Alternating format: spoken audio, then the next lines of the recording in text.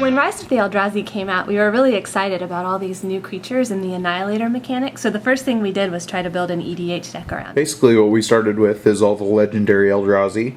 We have Ulamog, Emrakul, and Kozilek, Butcher of Truth. We included all the Eldrazi colorless spells that we could.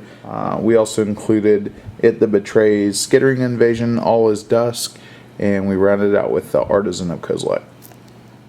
Here's our general. This is Karrthus, the Tyrant of Jund.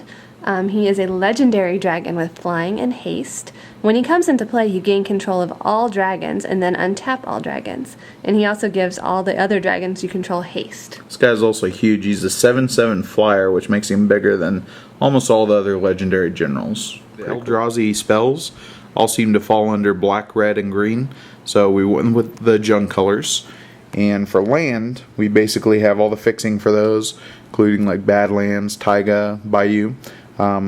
Special noted lands could be Eye of Ujin and Eldrazi Temple that go along with the theme, and then we put in sack outlets and fetch lands and stuff like that. Tell us about some of the red cards in the deck. Red gave us something that seemed pretty essential for using these big guys. We got haste, so if anger's in your graveyard, all your creatures have haste, and these guys can come in and start their annihilating early. We have Into the Web of War, which does the same thing. It's an enchantment that gives haste. We included all of the red Eldrazi drones that we could find, like the Hatchers and the cards that throw in the spawn tokens, and then changelings that seemed relevant because they're Eldrazi too and they work with the land. We're also going to use Squee to run our Survival of the Fittest engine. We're going to use Awakening Zone and make a lot of tokens. So to stay competitive with some of the blue decks in our environment, Vicious Shadows, which can usually deal quite a bit of damage. We started with green, and that's going to give us a Awakening Zone, which seems like a really solid thing to match our Eldrazi. We want to pump out like a lot of extra mana, like put in the spawn tokens, and basically ramp up so we can play all these guys. So we're going to have 15 ramp cards out of green, including Secure Tribe Elder, Seed Gaidash, Wall of Roots. We have Life of the Loam and Realms Uncharted for that kind of new engine. Should be pretty fun with lands. Basically Wooded Elves, Kadama's Reach. We have Kozilek's Predator, Garruk, Yavimaya Elder, and Hunting Wilds to go along with the new Overgrown Battlement and one of my personal favorites, Growth Spasm. We talked earlier about the Survival of the Fittest engine. Basically you can go get Squee and then follow it up with Genesis, and pretty much from there you can do anything you want in terms of searching up the creatures, and you can go in and grab like a ton of the really awesome Eldrazi guys that you want to play. We have Card Draw in Sylvan Library, Wall of Blossoms, Harmonize. We have some other tricks like Woodfall Primus and Overrun. Probably the most broken thing at this point is looking at Channel.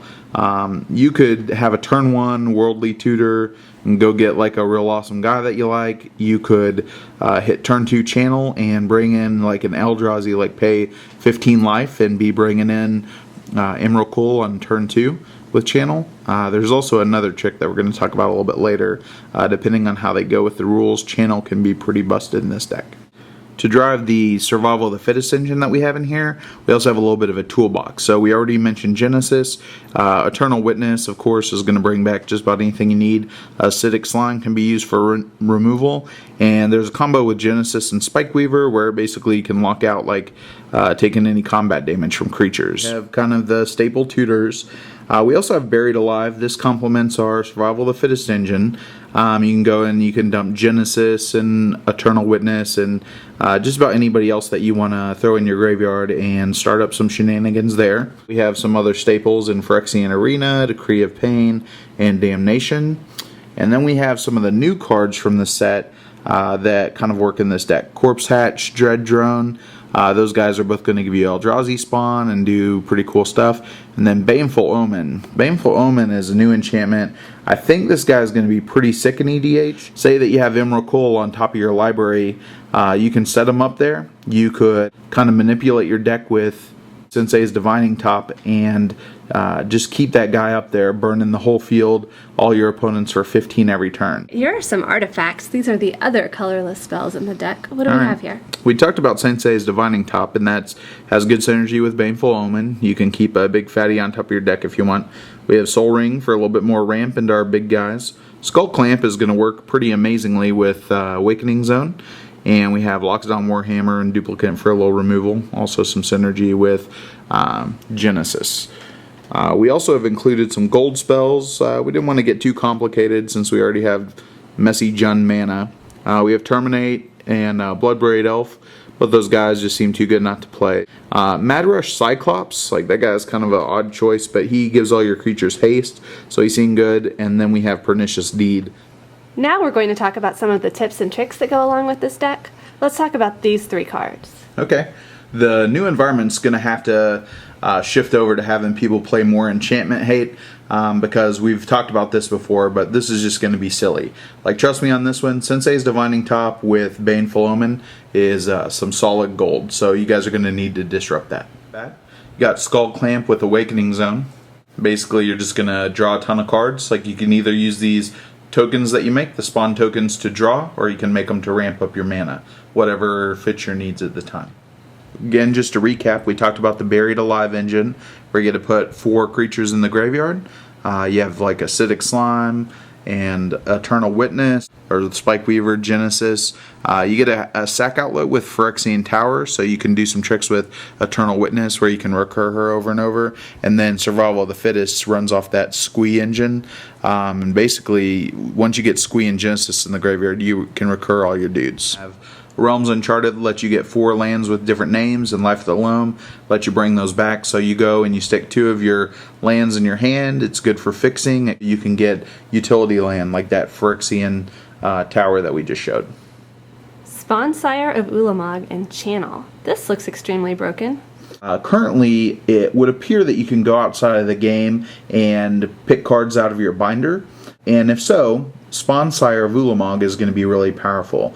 For 20 colorless mana, you can go and grab any number of Eldrazi cards from outside of the game. The key here is that you're going to be able to cast these guys and set off all their ridiculous casting effects.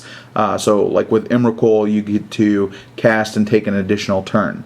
Now, Channel, what you're going to be able to do is basically on turn 2, if you have the Spawnsire in hand, you could channel and pay 30 life. Pay 10 for Spawnsire, bring him in, and then use that other 20 colorless mana to set off his effect. You can go outside of the game and pull in like a whole stack of Emrakul, and potentially on turn 2, if you had the 2 green mana and this kind of nuts draw, you could just bring in an onslaught of Emrakuls and take like a bunch of extra turns, and you know, it's just really broken. So this is our new EDH deck that we built based off of Rise of the Eldrazi. Let us know how the new set has affected your EDH play, if you've incorporated any of the new cards, or if you have any other ideas. Thanks for watching. This has been ElderDragonHighlandr on YouTube. If you enjoyed this video, check out our weekly column at thegameacademyonline.com, where we discuss this and other EDH decks. Got Survival of the Fittest. It's pretty sick. Awakening Zone's been good. Ulamog coming at you, and Emrakul's Hatcher coming at the enchantment deck. Yeah, I guess more permanent. So Ristic Study. I mean, four is like 0. If you don't have a land. Ristic. Coalition Relic. One more. Holy crap. J-Mar, what do you think about Annihilator 4? That's so sick. Oh my god. Indestructible. Pretty good EDH card. Do all this stuff. The untaps. Okay, we'll make another Eldrazi token with Awakening Zone. Alright, buddy, you ready? We're gonna go Ulamog and Artisan of Kozilek, Annihilator 6. Little friendly attacks. Pretty friendly, I guess. You got a lot of permanents. 20? Yeah. 1. How many was that? 4? Yeah. Alright. Maybe a couple of lands. Hollow Burial. Stack the Eldrazi. Make 10 mana. Bring in Kozilek. Draw 4. He's got haste because of anger. Oh, he does have haste?